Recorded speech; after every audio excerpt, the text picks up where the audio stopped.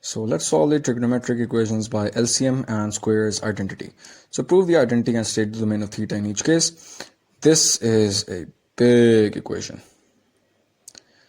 And we need to prove that the left hand side is equal to the right hand side.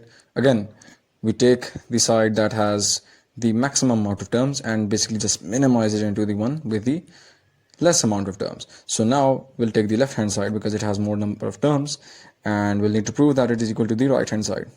So how do we do this? Well, we'll take the LCM. So basically cos this, the numerator on this side will be multiplied with the denominator on this side. So cos theta plus sine theta will be multiplied with cos theta plus sine theta, and the numerator on this side will be multiplied with the denominator on this side. So cos theta minus sine theta into cos theta minus sine theta. So which is why you have this in the numerator and now this in the denominator once you take the LCM.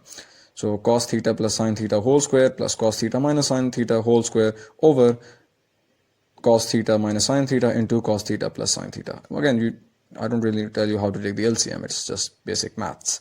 So once you expand this, you basically get this big expression.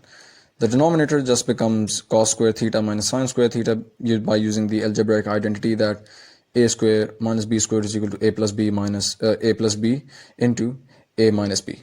So yeah, that's how you got the denominator, and the numerator, well, that's just basic square expansion, and so you get this. Now you can basically just cancel out this and this, the 2 sine theta minus 2 sine theta cos theta terms. One is positive, one is negative.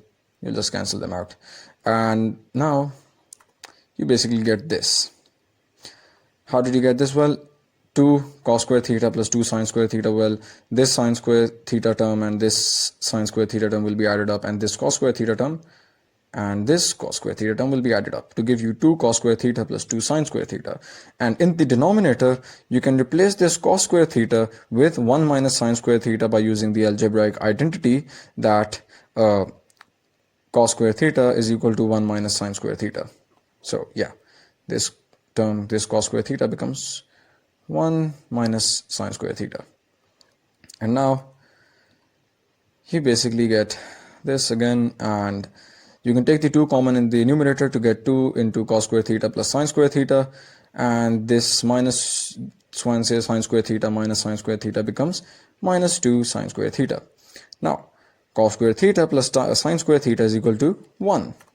So now 2 into 1 is basically just 2, and because this expression just becomes 1, and 1 minus 2 sine square theta remains as it is, and that is basically just the right hand side in the equation given to us originally. And now the domain is basically theta is any real number, but theta cannot be equal to 2n plus 1 pi by 4. Why? Because again, the denominator cannot be equal to 0, and basically this means that the value of 2 sine square theta cannot be equal to 1 because 1 minus 1 is equal to 0. So 2 sine square theta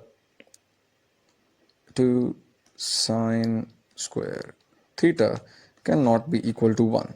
So sine square theta cannot be equal to 1 by 2, and basically the value of sine square theta is, just to make it a little bit more easier, let's just say sine theta cannot be equal to 1 over under root 2, and you can basically find out this value when basically 2n plus 1 into pi by 4, when you plug in that value into theta, that just gives you 1 over under root 2. So basically when the value of n is 1, 3 pi by 4, well, at 3 pi by 4 the value of sine theta is 1 by under root 2, and if the value of n is, let's say, 2, 5 pi by 4, well, 5 pi by 4 is also equal to 1 by under root 2. So any real n can be any natural number, and once you plug in that value, you get a value of theta that gives you 1 by under root 2 when it is in sine theta, and in general that just means that the denominator over here becomes 0, and so that is why it is not in the domain of theta.